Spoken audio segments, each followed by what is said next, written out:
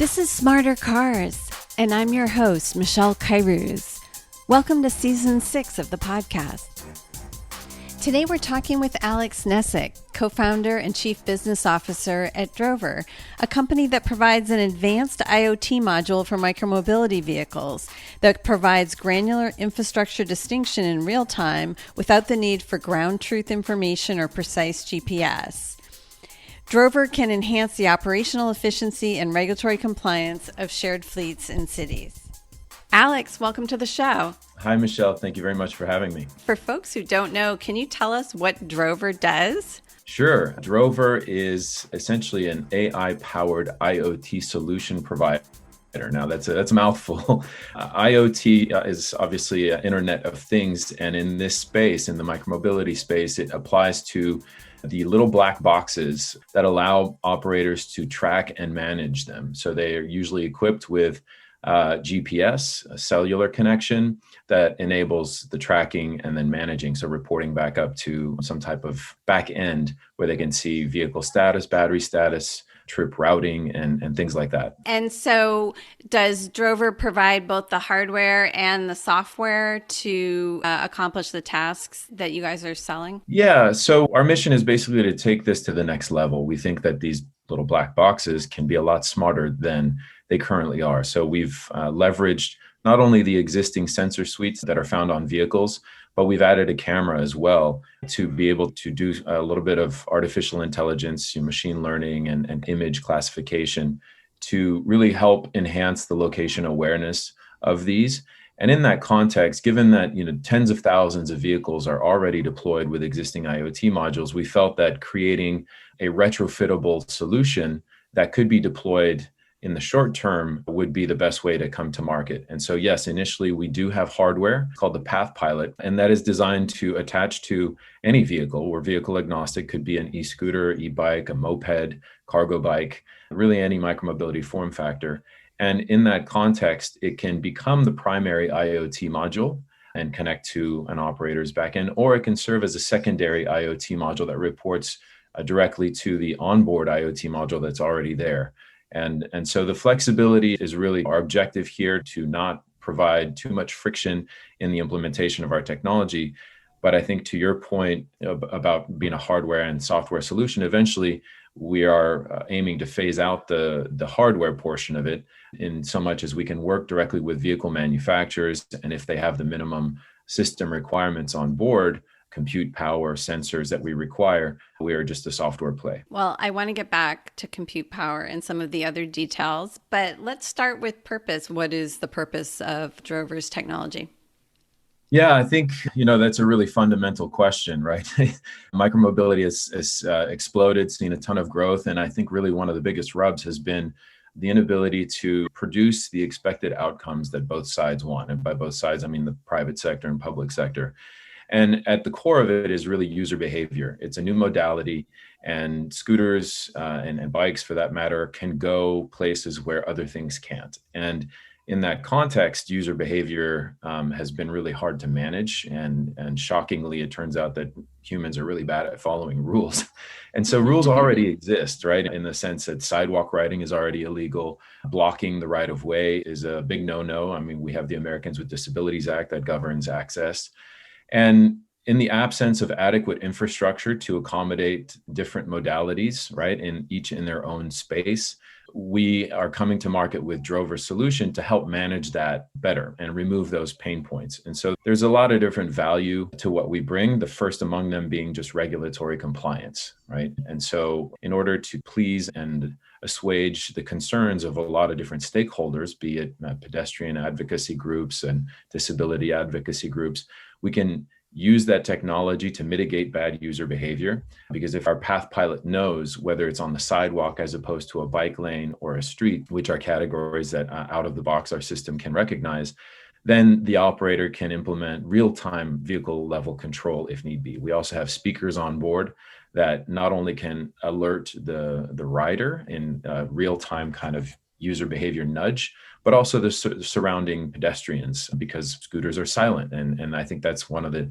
elements that freaks people out on the sidewalk, is these things come out of nowhere and you don't hear them or see them coming. So that's our first order of business. But then beyond that, there's a lot of value in having more granular understanding of where micromobility moves, both on the data side as well as the operational side. So on the operational side, if you can track your devices better, if you have a better sense of where their location is, it creates a better user experience for the user to find it, but also operationally, you spend less time looking for them. We can also help with parking compliance. So typically, operators all use kind of a user-generated photo at the end of a ride to help or hopefully ensure proper parking. And some stats point to somewhere around 10% of user-generated photos are actually usable.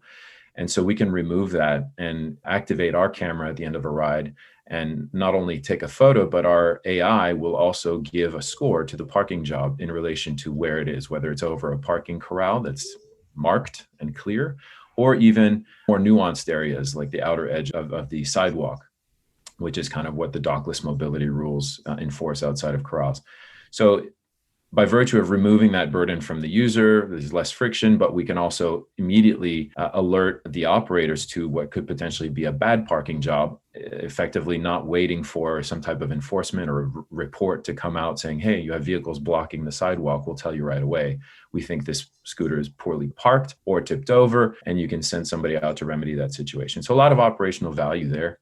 And one last thing I'll mention is that there's also a little known, well, I guess if you're in the industry, you know this, but if you're not in the industry, one of the biggest and costliest pain points is insurance costs. And to date, there really has been only one insurer or underwriter in the space, Lloyd's of Apollo. I believe Allianz may have entered the space in Europe recently, but that effectively has generated a monopoly in the space. And they're really pricing the insurance policy is extremely high, and cities all require liability coverage and to be named as additional insured. And these policies really put a burden on the operators.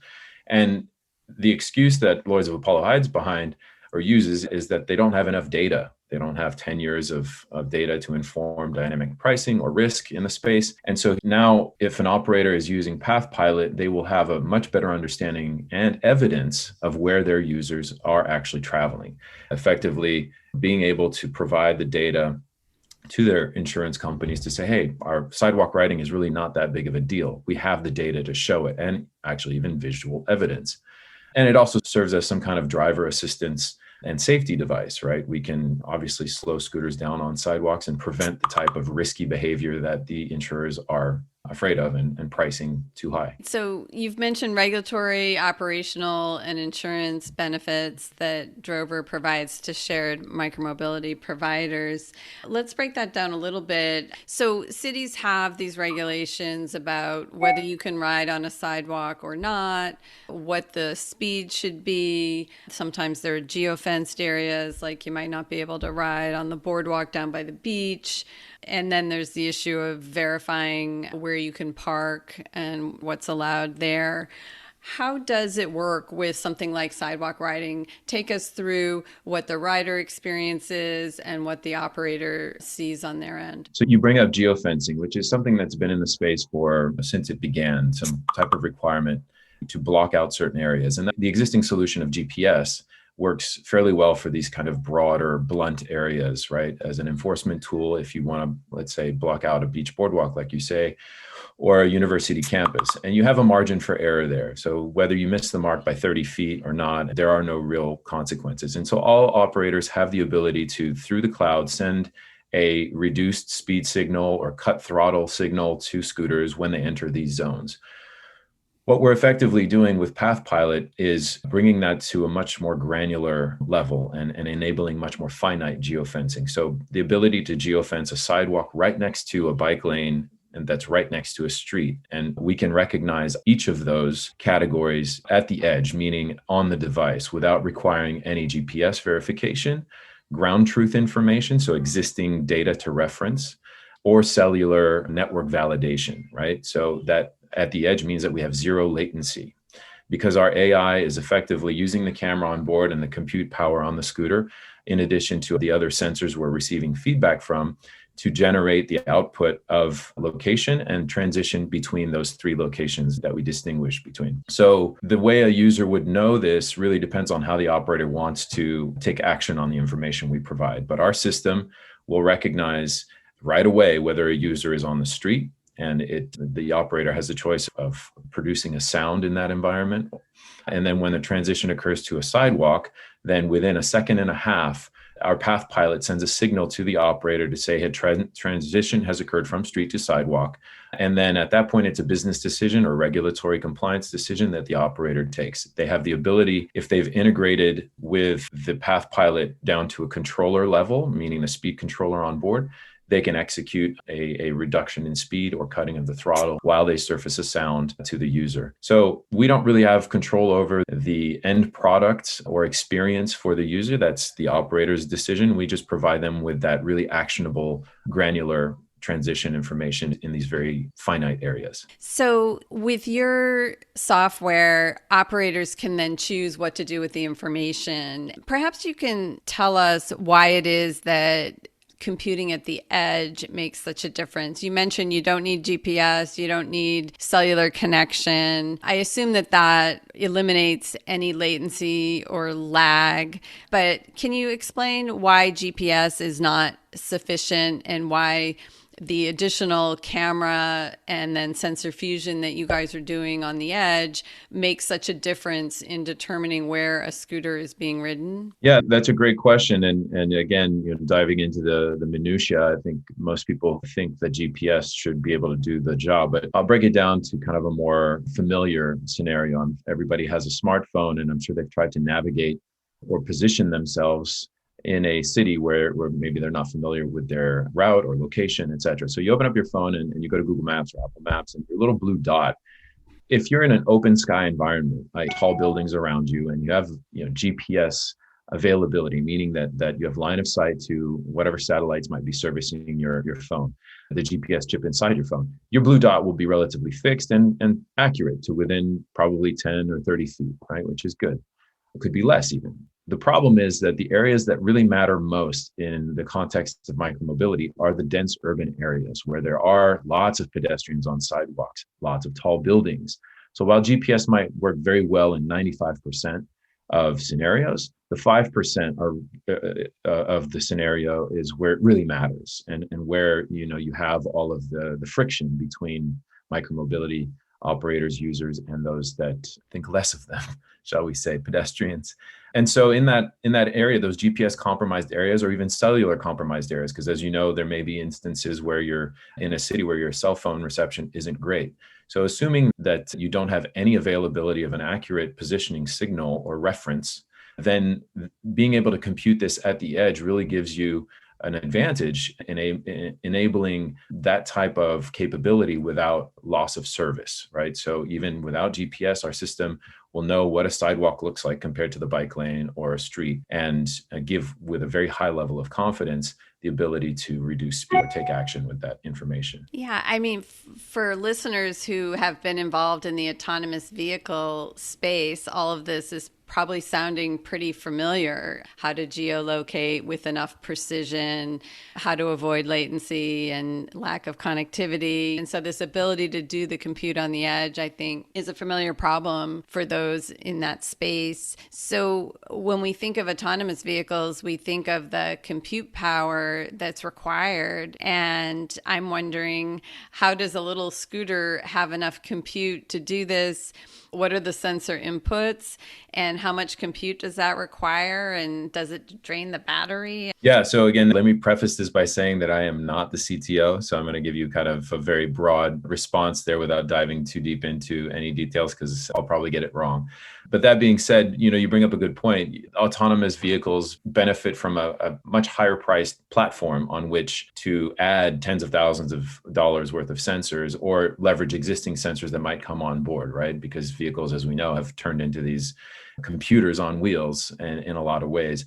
So I think what's unique about what we're doing here is, within a very price sensitive and cost sensitive space, delivering a level of AI and machine learning at the edge that is going to stay within the operating budget or hardware cost budget of an operator, while adding operational savings, ultimately helping achieve profitability and regulatory compliance, among other things.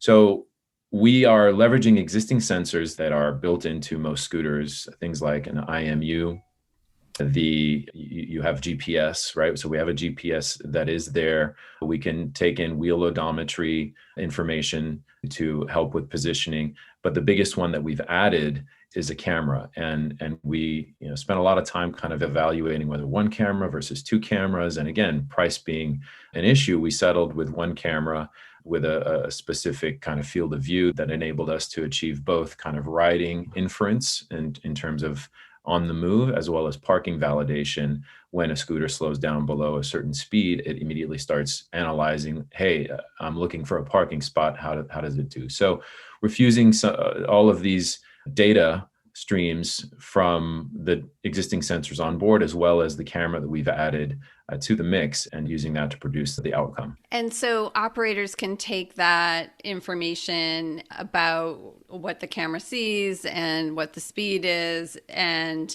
they can make a decision to automatically slow the scooter when you veer onto a sidewalk, or to notify you that you haven't parked correctly or something like that. How are you pricing your service? I assume there's some cost for the hardware, but is it an ongoing software fee as well? Yes. So again, being very cost conscious, and I guess I should preface this by saying that a lot of what we've developed, both on the hardware side, solution side, but also on the kind of pricing side, comes or is informed by our experience as operators. My co-founder, Christian Shada Bashin, and myself were founders in Clever Mobility, who actually operated in North America in a handful of markets under the brand Groove. And so we learned the hard way and have a lot of intimate experience with operating scooter fleets. So we really tried to look at this from the inside the operator's mind. And so the approach is to have a small upfront hardware fee depending on number of units that you're outfitting. So there's some flexibility there. And then the monthly SaaS fee, we're currently at $15 per month per vehicle.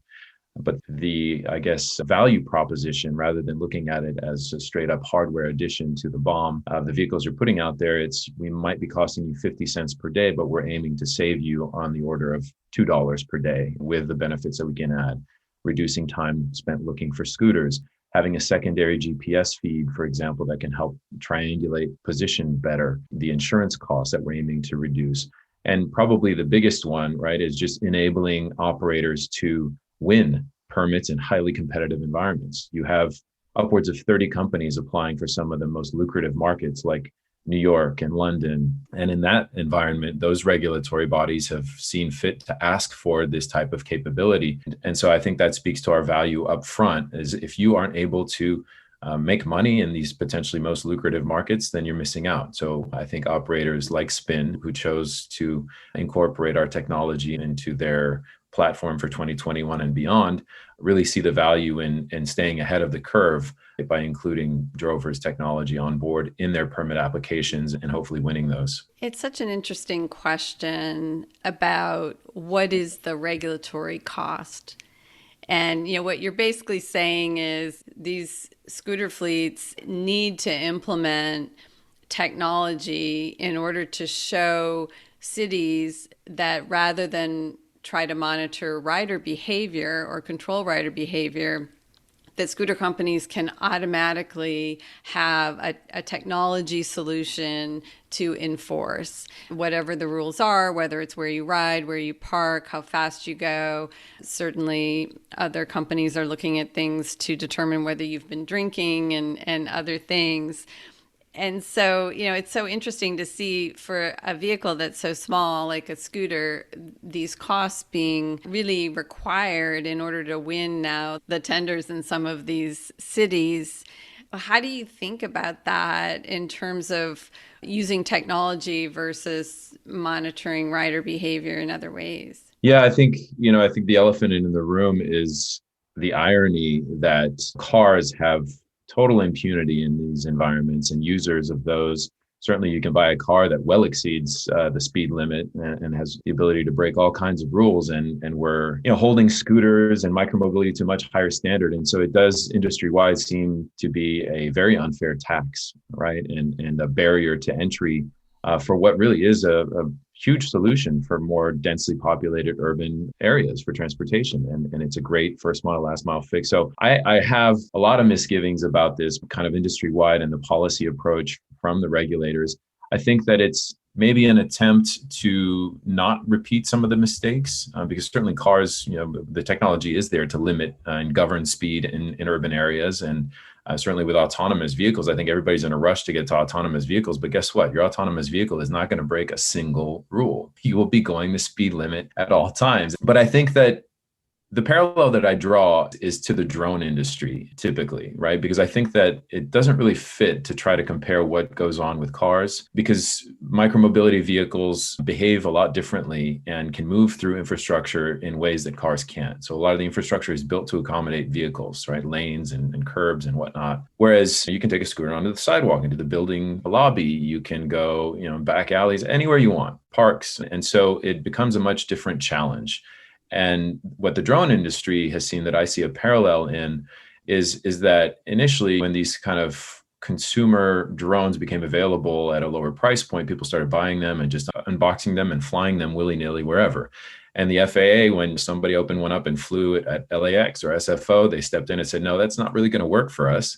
So at the manufacturer level, you're going to have firmware and software that uses GPS. And in this case, you have open skies, so you can have centimeter level accuracy without too many issues to control and geofence what users can do with the drone. So now you try to fly a drone at LAX, it's going to be bricked. And now the FAA went a step further. Not only are they requiring the drones themselves to be located accurately, anything above 500 grams, so half a kilo, about a pound, is going to have to report the location of the person flying it. So in that space, I think what MDS, the mobility data specification, and the need to kind of track these is really trying to get ahead of what's coming next. And because the much more kind of invasive movements that micromobility and whatever form factor come next is going to have to be regulated. And I think the bigger question, if you follow that path, is from a regulatory perspective, how do you hold shared micromobility to a different standard than consumer-owned micromobility? Because right now you can buy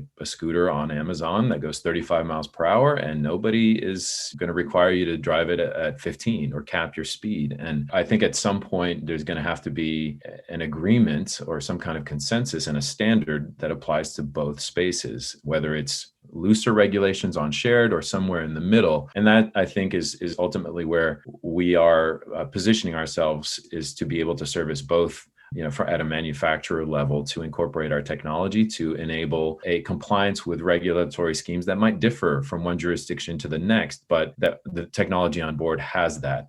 But fundamentally, I think personally speaking, I just am looking at this I want micromobility to succeed so badly. I've been a fanatic of micromobility for almost 6 years now. I live in LA. We're a single car family, a family of 4, and I ride scooters and public transit everywhere. But for me, the impetus to help the space is really because I don't want it to fail. I want it to be profitable. I want it to meet the expectations of the public sector.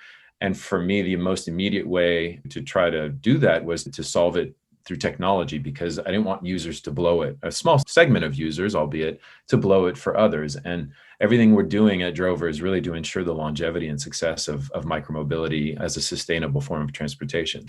Yeah, it's a really interesting point about shared versus owned, and also about the different form factors. You noted that your technology is form agnostic, but especially as we see new form factors that kind of blur the distinctions, say, between a scooter and a bike. It seems like having a single uniform standard for all micromobility, whether shared or owned or regardless of the form factor, would make a lot of sense.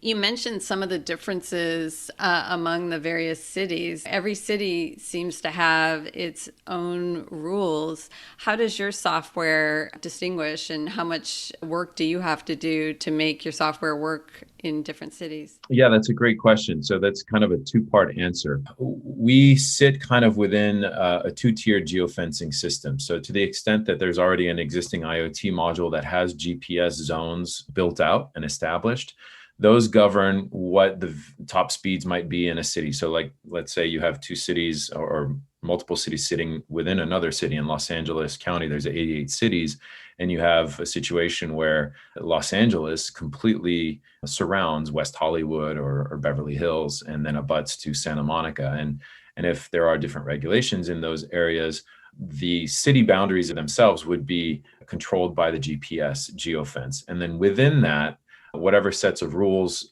pertain to the more granular areas like sidewalks, whether sidewalks are capped at 5 miles per hour like they are in a city like San Jose, or no sidewalk riding is allowed, our system kicks in and applies those rules, those more granular rules.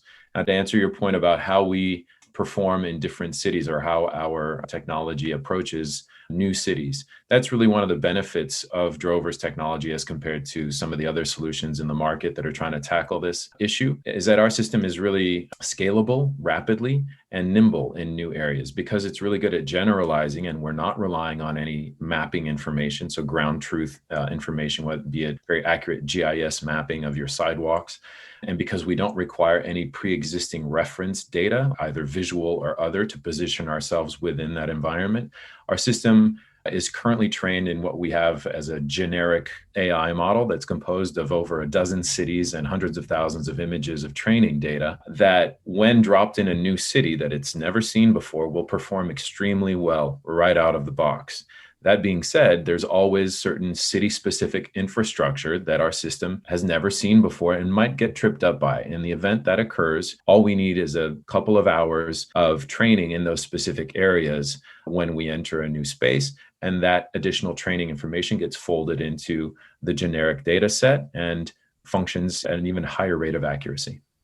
That's super interesting that because you're not requiring ground truth, you don't need to have a map, you don't need to have kind of anything specific to a location. And generally, at least in the United States, the way that bike lanes, sidewalks, and streets look is fairly consistent across cities. I can see how there wouldn't be that many differences. One of the other use cases I think I've read is that you can identify when a scooter or other device is taken indoors or in a parking garage. Can you tell about some of these other use cases, how people are using your software to control user behavior? Yeah, that's a really interesting topic. Again, given that we have this AI on board, additional categories of infrastructure can be trained. And so we were approached with a pretty interesting use case. The city of Long Beach told us that they were having a lot of issues with vandals using scooters to enter parking garages and break into cars and steal belongings and getting away quickly. So that was a nuisance from the city perspective. And I said, well, can you do anything about that to prevent scooters from even going into a parking garage? And so I brought that back to our technical team, and they said, yeah, sure, let's train. And so again, we trained our Path Pilot to recognize a whole variety of underground, covered parking garages, anything that looks like a parking structure. And it did really well. And so you could extrapolate that and also potentially train the system to recognize a building lobby, for example, if somebody were bringing it into an office building and it's not supposed to be in there.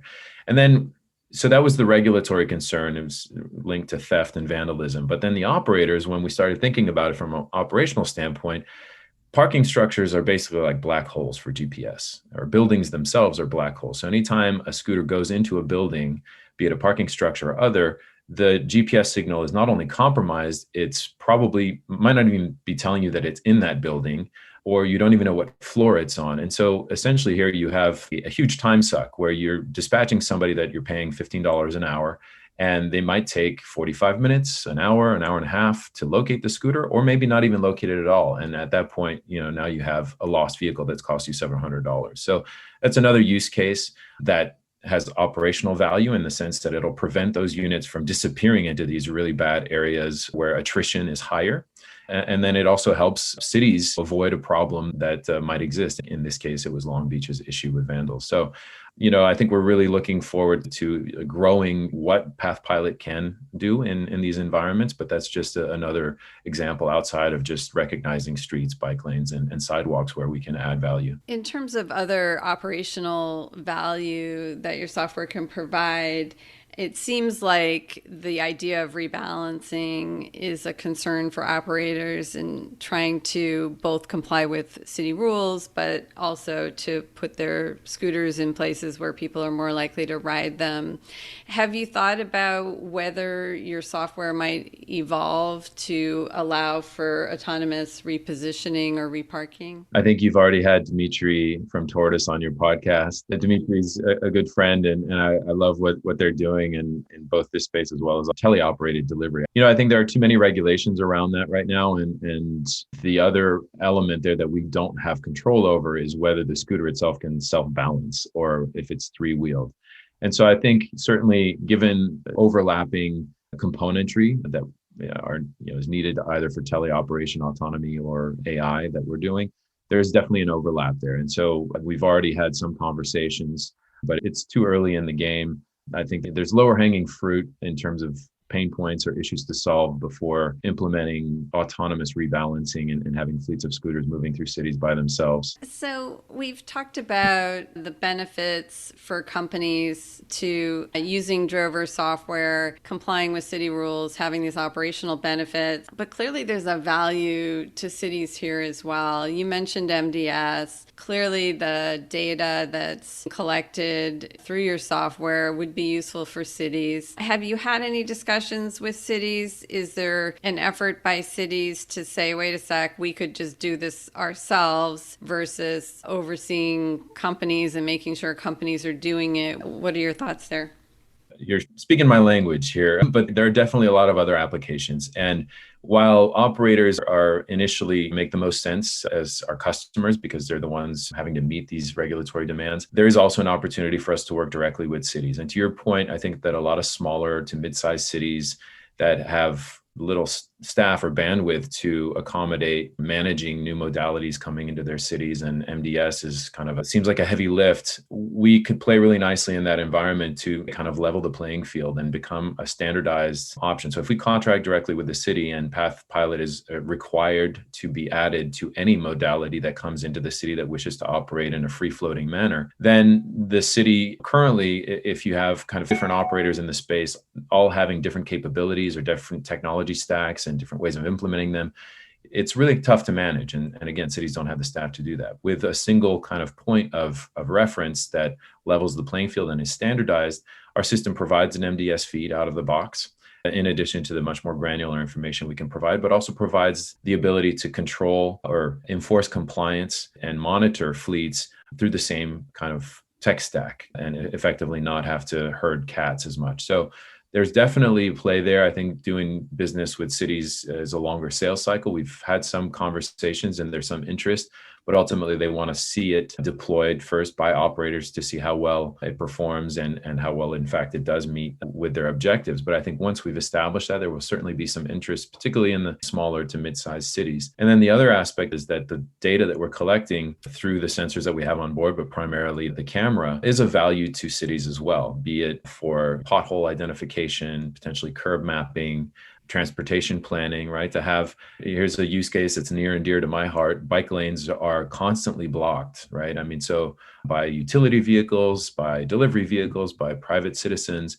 And in that context, if we can identify, even if it's not immediately issuing citations based on identifying scofflaws perpetrating this behavior, we can actually help pinpoint certain areas where it happens a lot. So maybe if a specific area is constantly having a bike lane blocked, then we can inform the city of that, and then they can take action based on that, maybe protect it a little bit better, and et cetera.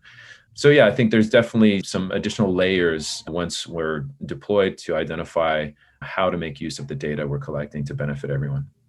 It seems like if there's a particular place where for 2 or 3 blocks, scooter riders are veering onto the sidewalk because they don't feel safe on the street, that's data that could be collected in some aggregate way to inform city planning. What are your plans for the next year for Drover? You mentioned that you have an agreement with Spin to provide services to them for their shared fleets. What does the next year or so look like? That's a great question. We're very excited about the partnership announced with Spin, and that's going to kick off sometime here in the spring. We're in the midst of manufacturing the modules required for these multiple deployments. They included Drover as a name technology in their applications to a laundry list of cities, but including London and New York and Tampa. So hopefully those fall in their favor. And then we get to deploy. So at that point, I think we're having conversations currently with bike fleet operators. And I think Spin also probably has some multimodality on the horizon. I don't know very much about it, but there have been rumblings. And we're also looking at mopeds. So in the context of moped sharing, it's a different problem there because mopeds are supposed to stay on the streets. And if they're in the bike lane going 35 miles per hour, that's a problem. So it's funny how people think that if you have the right infrastructure for everyone will stick to it, but that's not really the case. So even in areas where there are protected bike lanes, you will find people using them the wrong way, or scooters in the street or in the sidewalk. And so in each of those modalities, we have a role to play to help curb that bad behavior. And then I think there's a huge opportunity also in last mile logistics, to the extent that companies like UPS and Amazon and FedEx are looking more and more to e-cargo bikes and smaller form factors to deliver parcels in urban environments.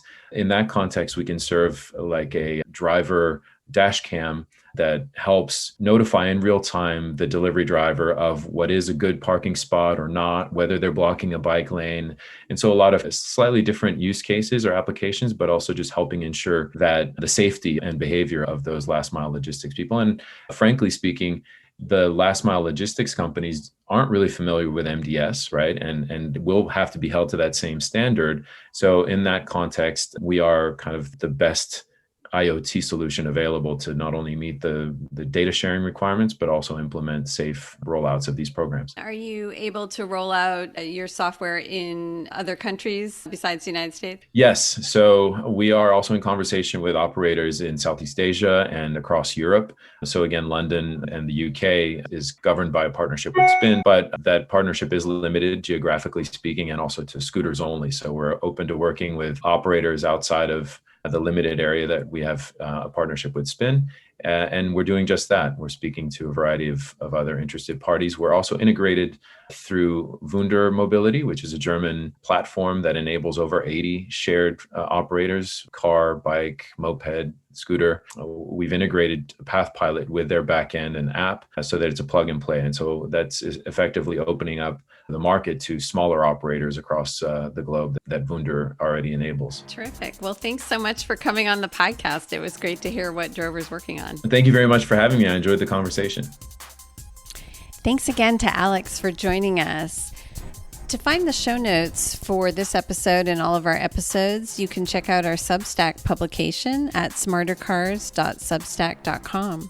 If you're enjoying the show, please leave us a rating or review on Apple Podcasts or wherever you listen to your podcasts. Thanks for listening. We'll see you next time.